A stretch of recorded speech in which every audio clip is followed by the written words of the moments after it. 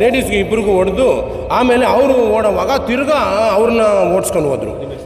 ನನ್ನ ಹೆಸರು ವಿಜಯನ್ ಅಂತ. ನಿಮ್ಮ ಹತ್ರ ಸರ್ಟಿಫಿಕೇಟ್ ಇದೆಯಾ? ಸರ್ಟಿಫಿಕೇಟ್ ತೋರಿಸಿದ್ರಾ? ಅವ್ರು ಬಂದು ಕೇಳಲಿಲ್ಲ ಎಲ್ಲಿದೆ ಕೇಸ್ ರಿಜಿಸ್ಟರ್ ಆಗಿದೆ ಸದ್ಯಕ್ಕೆ. ಡೆಪ್ಟಿ ಕಮಿಷನರ್ ಈಸ್ಟ್ ಅವರಲ್ಲಿ ಸ್ಪಾಟಲ್ಲಿದ್ದಾರೆ. ಅವರು ಸ್ಟೇಷನ್ ಹೋಗಿ ಸದ್ಯಕ್ಕೆ 5 ಜನಕ್ಕೆ ನಾವು ವಶಕ್ಕೆ ತಗೊಂಡಿದ್ದೀವಿ. ಇನ್ನೂ ಜನ ಜಾಸ್ತಿ ಇದ್ದರೆ ಅವ್ರ ಬಗ್ಗೆ ನಾವು ಮಾಹಿತಿ ಪಡೆದು ಅದನ್ನು ಕ್ರಮ ತಗೊಳ್ತೀವಿ ಮತ್ತು ಸ್ಟ್ರಿಕ್ಟ್ ಆ್ಯಕ್ಷನ್ ಕೂಡ ತಗೊಳ್ತೀವಿ. ಯಾಕೆಂದರೆ ಇದು ಇಂಥ ಇನ್ಸಿಡೆಂಟ್ ಆಗಬಾರ್ದಾಯಿತು. ಇದು ನಡೆದಿದೆ, ಅದು ಯಾವ ಕಾನೂನಿಗೆ ಅವ್ರ ಕೈ ತಗೊಳ್ಳಿಕ್ಕೆ ಸಾಧ್ಯನೇ ಇಲ್ಲ. ಕೋರ್ಟ್ ಇದೆ ಅಥವಾ ಲೀಗಲ್ ಪ್ರಕಾರ ಏನು ಯಾರು ಮಾಡಬೇಕು ಮಾಡಿ. ಬಟ್ ಸರ್ಕಾರದ ಆದೇಶ ಅನುಸಾರ ಎಲ್ಲ ಕಡೆ ಫುಟ್ಪಾತ್ ಕ್ಲಿಯರೆನ್ಸ್ ಆಗ್ತಾಯಿದೆ. ಸೊ ಇದರಲ್ಲಿ ಯಾರು ಸಿಬ್ಬಂದಿಯವರು ಸರ್ಕಾರಿ ಸಿಬ್ಬಂದಿಯವರು ಅವರು ಸರ್ಕಾರ ಪರವಾಗಿ ಕೆಲಸ ಮಾಡ್ತಾರೆ. ಇಂಥದ್ದು ಕೆಲಸ ಮಾಡುವಾಗ ಯಾರಿಗೆ ಕಾನೂನು ಅವ್ರ ಕೈಗೆ ತಗೊಳ್ಳಿಕ್ಕೆ ಪ್ರಶ್ನೆ ಇಲ್ಲ. ನಾವು ನಿರ್ದಿಷ್ಟವಾಗಿ ನಾವು ಸ್ಟ್ರಿಕ್ಟ್ ಆ್ಯಕ್ಷನ್ ತೊಗೊಳ್ತೀವಿ. DCP ಹೋಗಿದ್ರೆ ಜಾಯಿಂಟ್ ಕಮಿಷನರ್ ಹೋಗ್ತಾ ಇದ್ದೀವಿ. ಟೋಟಲ್ ಇಂಜೂರ್ಡ್ ಎಷ್ಟು ಜನ ಆಗಿದ್ದಾರೆ ಸರ್? ಈಗ ಅದು ನಾವು ಡೀಟೇಲ್ಸ್ NLC ತೊಗೊಳ್ತಾ ಇದ್ದೀವಿ. ಬಟ್ ಇಂಜರ್ಡ್ ಅಂತ ಏನು ಗಾಯ ಇಲ್ಲ. ಬಟ್ ನ್ಯಾಚುರಲ್ ಆಗಿ ನೀವು ನೋಡಿರ್ಬೋದು ವಿಡಿಯೋದಲ್ಲಿ ಏನು ಕಾಣ್ತಾ ಇದೆ ಆ ಪ್ರಕಾರ ಯಾರ್ಯಾರು ಇದ್ದಾರೆ ಎಲ್ಲರೂ NLC ಬರ್ತದೆ, ನಾವು ತೊಗೊಳ್ತೀವಿ. ಈಗ ವಿಡಿಯೋದಲ್ಲಿ ಸಾಕಷ್ಟು ಜನ ಹೊಡಿತಾ ಇದ್ದಾರೆ, ಅದರಲ್ಲಿ ಎಷ್ಟು ಜನ ಅರೆಸ್ಟ್ ಆಗಿದೆ? 5 ಜನ ಅರೆಸ್ಟ್ ಮಾಡಿದ್ದೀವಿ. ಇನ್ನೂ ಜಾಸ್ತಿ ಜನ ಅಂತ ಅವ್ರ ಬಗ್ಗೆ ಕೂಡ ಕ್ರಮ ತಗೊಳ್ತೀವಿ. ಸದ್ಯಕ್ಕೆ 5 ಜನ ಅರೆಸ್ಟ್ ತಗೊಳ್ತೀವಿ. ಓಕೆ, ಈ ಮೊದಲಿಗೆ ಹೊಡಿತಾರೆ ಅವರೇನು ಸಂಘಟನೆಯವರ ಅಥವಾ ಅದೆಲ್ಲ ವೆರಿಫೈ ಆಗ್ತದೆ. ಯಾಕೆಂದ್ರೆ ತಕ್ಷಣ ನಮ್ಮವರು ಅಟೆಂಡ್ ಆಗಿದ್ದಾರೆ. ಯಾವುದು ಸಂಬಂಧಪಟ್ಟಿರಲಿ, ಬಟ್ ಆ ಕಾನೂನು ಕೈಗೆ ತಗೊಳ್ಳಿಕ್ಕೆ ಯಾರು Today also GBA officials and the staff came for the eviction because of the all completely road is illegally encroached. So when they have come for the encroachment, they started working. Group of people they came and objected, and they resisted. In that along with the local the petty shop owners and the some some organization people also involved in that, they started picked up the quarrel and they assaulted the officials and the staff. As a result, about 6 officers and staff they got injured. And in the after that, when we got the complaint mentioned like that, they used a pepper spray also, and they assaulted with the hand and the helmet and all. So we taken up the case immediately. We arrested 10 people till now, and we are searching for the other person who involved. And then we increased the protection, and again the eviction process is going on now. They started the working now. So henceforth the enforcement also will happen across Bangalore. So what's the message for the people who take up this kind of initiative? The thing is like we're like it is going to be done in a couple of days. So we're already, because the illegally encroached are there, what they have to wake themselves. Otherwise, definitely from the GBA and along with the police, they will come and they do the eviction. If anybody resist or anybody create any problem, we are going to take serious action against them. ಇಂಥ ಗಂಭೀರವಾದ ಪ್ರದೇಶ spot ನೀವೇ ಇದ್ದೀರಾ. ಇಂಥ ಸ್ಪಾಟಲ್ಲಿ 3 ಜನ ನಿಲ್ಲಿಸ್ಬಿಟ್ಟು picture shooting ಮಾಡಕ್ಕೆ ಕೊಡ್ತಾರೆ ಗೊತ್ತಾ ನಿಮಗೆ? ಆ ಥರ ಇದಕ್ಕೆ ಒತ್ತುವರಿ ತೆರವು ಮಾಡೋ ಸ್ಥಳದಲ್ಲಿ ಪೊಲೀಸರು ಕೊಟ್ಟಿರೋದು ತುಂಬ ಕಮ್ಮಿ. ಹಾಗಾಗಿ ಕೂಡಲೇ ಇವತ್ತು ಅವ್ರು 3 ಜನ ಬಂಧಿಸಬೇಕು, ನಮಗೆ ನ್ಯಾಯ ಒದಗಿಸ್ಬೇಕು. ಮತ್ತು ಏನು ಪೆಂಡಿಂಗ್ ಕೆಲಸ ಇದೆ, ಏನು ಒಂದು 5-6 ಅಂಗಡಿ ಹೊಡಿಬೇಕಲ್ಲ, ಇದನ್ನು ಸಂಪೂರ್ಣ ಹೊಡೆದ ಮೇಲೆ ನಾವು ಇಲ್ಲಿಂದ ಜಾಗ ಕಲಿ. ಅಧಿಕಾರಿಗಳಿಗೆ ಭದ್ರತೆ ಇಲ್ವಾ ಅನ್ನುವಂಥ ಅನುಮಾನಗಳು ಕೂಡ ಉಂಟಾಗುತ್ತೆ ಸರ್. ಖಂಡಿತ ಭದ್ರತೆ ಇಲ್ಲ ಸರ್. GBA ಇರೋದೇ 2400 ಅಧಿಕಾರಿ ನೌಕರುಗಳು ಅಷ್ಟೇ. ನನಗೆ ಗೊತ್ತಿದೆ ಪೂರ್ತಿ. ಇವತ್ತವರೆಗೂ ವೃಂದ ಮತ್ತು ನೇಮಕಾತಿ ನಿಯಮ ಮಾಡಿ ಏನೂ ಆಗಿಲ್ಲ. GBA ಮಾಡಿಬಿಟ್ರು, 5 ಪಾಲಿಕೆಗಳಿಗೆ ಹಂಚ್ಬಿಟ್ರು. ಇರೋದು ಒಂದೊಂದು ಪಾಲಿಕೆಯಲ್ಲಿ 250-300 ಜನ ಬರೀ ಅಧಿಕಾರಿ ನೌಕರು ನಿಯಂತ್ರಣ ಮಾಡ್ತಾ ಇರೋರು. ಇನ್ನು ಗ್ಯಾಂಗ್ ಮ್ಯಾನ್ ಇಲ್ಲ, ಪೌರ ಕಾರ್ಮಿಕರು ಇಲ್ಲ, 4ನೇ ದರ್ಜೆ ನೌಕರು ಇಲ್ಲ, ಎಲ್ಲ ಉನ್ನತ ಅಧಿಕಾರಿಗಳು. ಒಂದೊಂದು ಪಾಲಿಕೆಯಲ್ಲಿ 5-6 ಜನ ಉನ್ನತ ಅಧಿಕಾರಿಗಳು ಬೇಕಾಗಿರೋದು ಅಂತ ನೌಕರು. ಸರ್, ಯಾವ್ಯಾವುದೋ ಸಂಘಟನೆ ಅಂತ ಬಂದ್ಕೊಂಡು ಈ ರೀತಿಯಾಗಿ ಅಧಿಕಾರಿಗಳಿಗೆ ಹಲ್ಲೆ ಮಾಡಿದ್ರೆ ಹೇಗೆ ಸರ್? ಅದನ್ನು ಸರ್ಕಾರ ಸಂಘಟನೆ ಮುಖ್ಯಸ್ಥರು ಹಿಂದೆ ಇದ್ದವ್ರ ಹತ್ರ ಎಲ್ಲ ನಾವು ಮಾತಾಡಿದ್ದೀವಿ. ಸಂಘಟನೆ ಅಲ್ಲ, ಅವನು ಯಾವನೋ ಬಸವರಾಜ್ ಪಡಿಕೋಟೆ ಅಂತ ಒಬ್ಬ ವಸ್ಲಿಗಾರ ಏನು ಇಲ್ಲೆಲ್ಲ ರೋಲ್ ಕಾಲ್ ಮಾಡ್ತಿದ್ನಲ್ಲ, ಇವರಿಂದ ಅವ್ನಿಗೆ ಹಪ್ತಾವಸ್ಲಿ ಆಗುತ್ತೆ. ಆ ಹಪ್ತಾವಸ್ಲಿ ಮಾಡೋದಕ್ಕೋಸ್ಕರ ಅವ್ರಿಗೆ ಸಪೋರ್ಟ್ಗೋಸ್ಕರ ಬಂದಿರೋದು.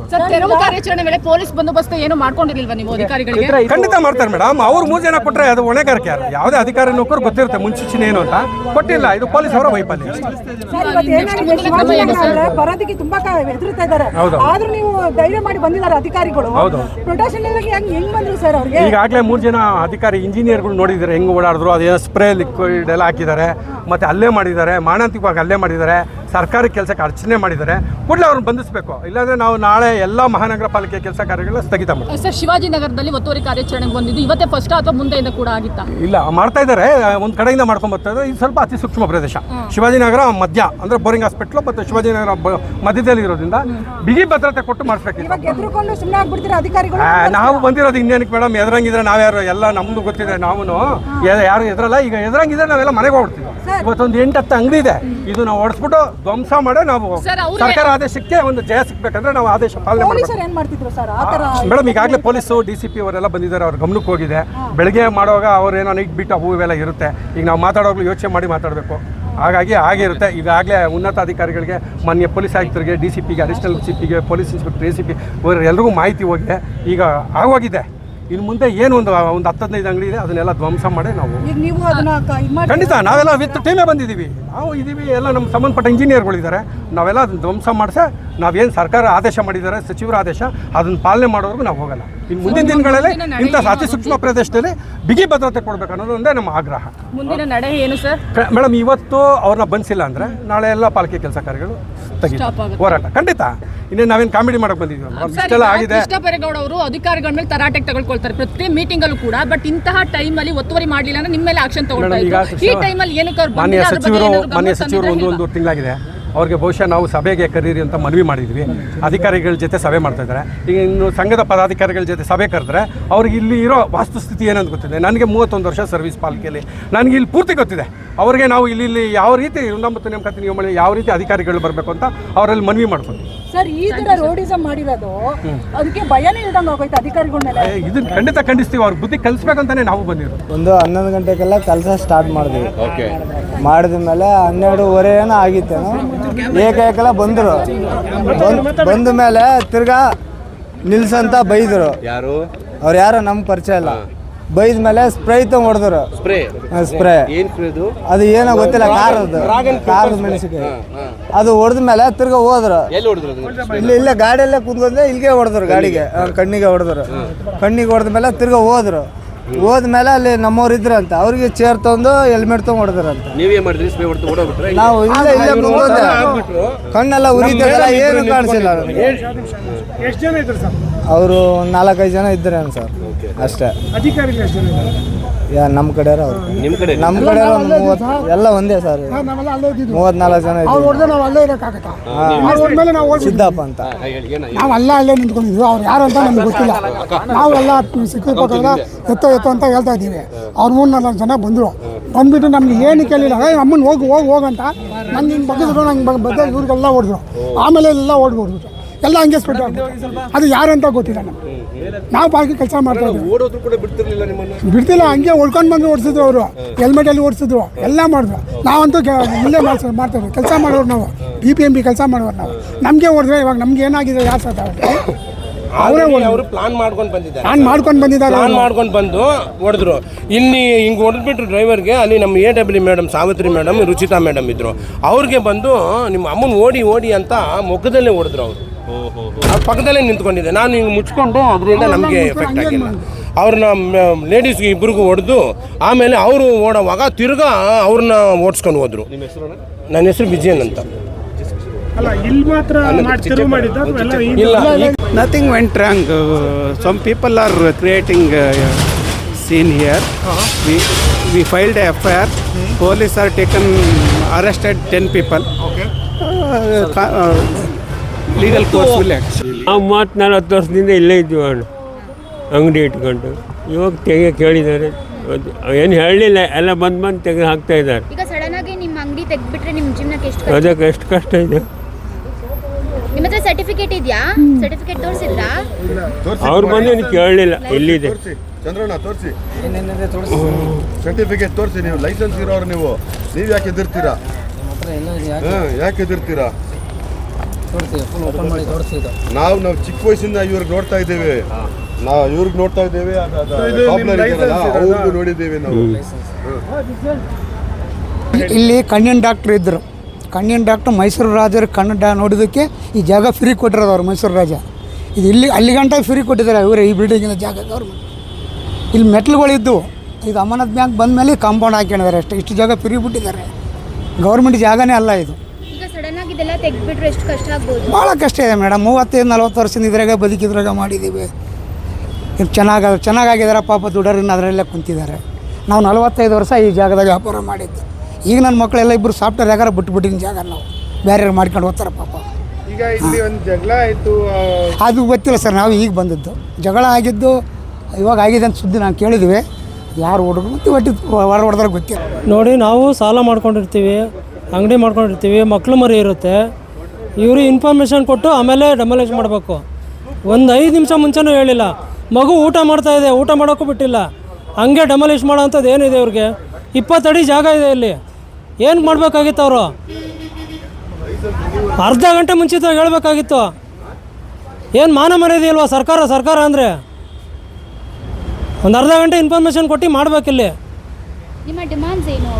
ಈ ಬೇಡ, ಇದೆಲ್ಲ ಎತ್ತಿಸ್ಬಾರ್ದು. ಫುಟ್ಪಾತ್ಗೆ ಏನು ತೊಂದರೆ ಇಲ್ಲ. ಇಲ್ಲಿ 20 ಅಡಿ ಜಾಗ ಇದೆ. ತಾವು ಎಷ್ಟು ವರ್ಷದಿಂದ ಇಲ್ಲಿದ್ದೀರಾ? 30 ವರ್ಷದಿಂದ ಇದ್ದೀನಿ ನಾನು.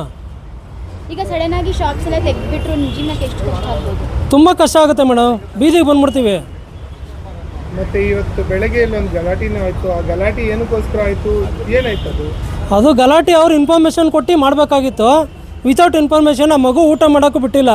ಅದಕ್ಕೋಸ್ಕರ ಕೋಪ ಬಂದು ಇದು ಮಾಡಿದ್ದಾರೆ ಅಷ್ಟೇ, ಬೇರೆ ಏನು ತೊಂದರೆ ಇಲ್ಲ. ಚಂದ್ರಣ್ಣ ನಮ್ಮ ಚಿಕ್ಕ ವಯಸ್ಸಿಂದ ನಾವು ಚಂದ್ರಣ್ಣಾಗ ನೋಡ್ತಾ ಇದ್ದೇವೆ. ಹೆಚ್ಚು ಕಮ್ಮಿ 40 ವರ್ಷದಿಂದ ನೋಡ್ತಾ ಇದ್ದೇವೆ. ನಾನೆಲ್ಲ ಶಿವಾಜಿನಗರ ನಿವಾಸಿ, ಪಕ್ಕದಲ್ಲೇ ನೇಬರ್. ನಮಗೆ ನಾವೆಲ್ಲ ಚಾಕ್ಲೇಟ್ ತೊಗೊಂಡಿದ್ದೀವಿ ಅವ್ರ ಹತ್ರ ನಮ್ಮ ಚಿಕ್ಕ ವಯಸ್ಸಲ್ಲಿ. ಇವರು ರಾಜು ಅಂತ, ಇವ್ರ ಅಪ್ಪ ಇದ್ರು ಇಲ್ಲೇ. ಇವ್ರ ಅಪ್ಪ ಹತ್ರ ಎಲ್ಲ ನಾವು ಚಪ್ಪಲಿ ಎಲ್ಲ ಹೊಲಿಸಿದ್ದೀವಿ. ಈ ಕಡೆ ಪೆಟ್ಟಿಗೆ ಅಂಗಡಿತ್ತು, ಇವ್ರ ಹತ್ರ ಎಲ್ಲ ಲೈಸೆನ್ಸ್ ಇದೆ. ಇವರಿಬ್ಬರಿಗೆ ಮಾತ್ರ ಬೇಕಂದ್ರೆ ಅವಕಾಶ ಕೊಡಬೇಕು. ಕಷ್ಟದಲ್ಲಿದ್ದಾರೆ, ನಾವು ಚಿಕ್ಕ ವಯಸ್ಸಿಂದ ನೋಡಿರೋದು. ಇವರು ಹ್ಯಾಂಡಿಕ್ಯಾಪ್ ತೋರಿಸಿ ಸರ್ ಇವ್ರಿಗೆ. ಇವರು ಹ್ಯಾಂಡಿಕ್ಯಾಪ್ ರಾಜಣ್ಣ ಚಂದ್ರಣ್ಣಗೆ ಅವಕಾಶ ಮಾಡ್ಕೊಡ್ಬೇಕು. ಅವ್ರ ಹತ್ರ ಲೈಸೆನ್ಸ್ ಎಲ್ಲ ಐತೆ. ನಾವು ಚಿಕ್ಕ ವಯಸ್ಸಿಂದ ಎಲ್ಲ ಅವ್ರ ಅಂಗಡಿಯಲ್ಲಿ ತಿಂದಿರೋದು. ನಾವು ಅವ್ರಿಗೇನಾರ ಒಂದು ಅವಕಾಶ ಮಾಡಿಕೊಡಿ ಸರ್ ಅಂತ ಹೇಳ್ತಾ ಇರೋದು ಅಷ್ಟೇ. ನಾವು ಚಂದ್ರನಾಗ ನೋಡಿದ್ದೀವಿ, ನಮ್ಮ ರಾಜು ಹಾಗೆ ನೋಡಿದ್ದೀವಿ, ಇವ್ರ ಅಪ್ಪಾಗ ನೋಡಿದ್ದೀವಿ. ನಾವು ಚಪ್ಪಲಿ ಹೊಲಿಸ್ತಾ ಇದ್ವಿ, ಕಾಬ್ಲರ್ ಇವರು. ಇವತ್ತಿಲ್ಲಿ ಜಗಳನೂ ಆಯಿತು. ಇದು ಜಗಳ ಬಗ್ಗೆ ನನಗೆ ಗೊತ್ತಿಲ್ಲ ಸರ್, ನಾನು ಎಲ್ಲ ಕೆಲಸದ ಮೇಲೆ ಇದ್ದೆ, ಜಸ್ಟ್ ಬಂದಿದ್ದೀನಿ.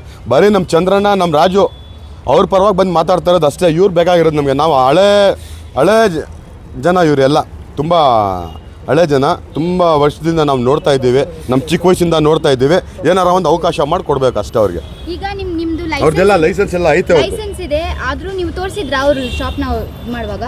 ತೋರಿಸಿದ್ರೆ ನಾವು ಹೇಳ್ತಾ ಇದ್ರೆ ಇದು ಏನಿಲ್ಲ, ಇದೇನು ನಡೆಯಲ್ಲ ಅಂತ ಹೇಳ್ತಾ ಇದ್ರು ಮೇಡಮ್. ನಾವು ಹೇಳಿದ್ವಿ ತುಂಬ ವರ್ಷದಿಂದ ಇದ್ದೀವಿ ಸರ್, ಅಂದ್ರೂ ಅವ್ರು ಒಪ್ತಾ ಇಲ್ಲ ಎತ್ತಲೇಬೇಕು ಅಂತ ಇದ್ವಿ. ಇಲ್ಲ ಸರ್, ಈಗ ಈ ಅಂಗಡಿ ಹೋಯ್ತಂದ್ರೆ ನಿಮ್ಮ ಜೀವನ ಹೆಂಗೆ? ಏನು ಸರ್, ರೋಡಲ್ಲೇ ಇರಬೇಕು, ಏನು ಮಾಡೋಕ್ಕೆ ನಮಗೆ ಅರ್ಥ ಆಗ್ತಾ ಇಲ್ಲ. ತುಂಬ ಟೆನ್ಷನ್ ಆಗಿಬಿಟ್ಟಿದೆ. ಮಕ್ಕಳು ಮರಿ ಬೇರೆ ಇದ್ದಾರೆ, ಎಲ್ಲ ರೋಡ್ ಪಾಲಾಗಿಬಿಟ್ಟಿದ್ದೀವಿ. ಸರ್ಕಾರಕ್ಕೆ ನೀವೇನು ಹೇಳ್ತೀರಾ?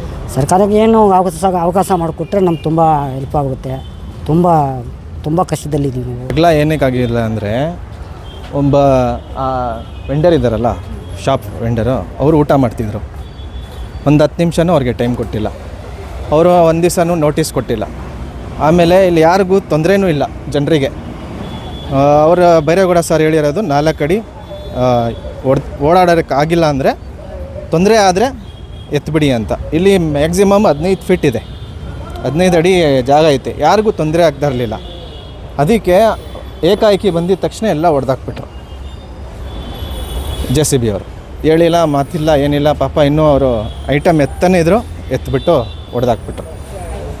ಇದರಿಂದ ನಿಮಗೆ ಎಷ್ಟು ಕಷ್ಟ ಆಗ್ಬೋದು ಇವತ್ತು ಸಡನ್ ಆಗಿ? ಇದು ನಾವು ಎಲ್ಲ 20 ವರ್ಷದಿಂದ ಇರೋದು ಮೇಡಮ್ ಇಲ್ಲಿ. 25-30 ವರ್ಷ ನಮ್ಮ ತಾತ ಇದ್ದರು, ನಮ್ಮ ಅಣ್ಣ ಇದ್ದರು, ಆಮೇಲೆ ನಾವಿದ್ವಿ. ಇವತ್ತವರೆಗೂ ಯಾವುದೂ ತೊಂದರೆ ಆಗಿಲ್ಲ. ಈ ಫಸ್ಟ್ ಸಲನೇ ಆಗಿರೋದು. ಮತ್ತು ಇಲ್ಲಿ ಒಬ್ರಿಗೂ ಯಾರಿಗೂ ತೊಂದರೆ ಆಗ್ತಾಯಿಲ್ಲ ಇಲ್ಲಿ ಪಬ್ಲಿಕ್ಗೆ. ಯಾಕಂದರೆ ಎಲ್ಲ ನಾವು ಒಳಗಡೆ ಇದ್ದೀವಿ, 5 ಫೀಟ್ ಒಳಗಡೆ ಇದ್ದೀವಿ. ಅದೇ ಮತ್ತೆ ಇದರಿಂದ ಎಷ್ಟು ಕಷ್ಟ ಆಗ್ಬೋದು ನಿಮ್ಮ ಜೀವನಕ್ಕೆ? ಇದು ನಮಗೆ ದಾರಿ ಇದೆ ಮೇಡಮ್. ಹ್ಯಾಂಡಿಕ್ಯಾಪ್ ಇದ್ದಾರೆ, ಇವರು ಚಪ್ಪಲಿ ಅಂಗಡಿಯವರು ಇದ್ದಾರೆ, ಆಮೇಲೆ ವಾಚ್ ಅಂಗಡಿಯವರು ಇದ್ದಾರೆ. ಏನೋ ಹೊಟ್ಟೆಪಾಡಿಗೆ ಬದುಕೊಂಡು ಹೋಗ್ತಾಯಿದ್ದೀವಿ. ಮತ್ತು ಈಗ ಯಾವುದು ಬೇರೆ ದಾರಿ ಇಲ್ಲ, ಏನಿಲ್ಲ ನಮಗೆ.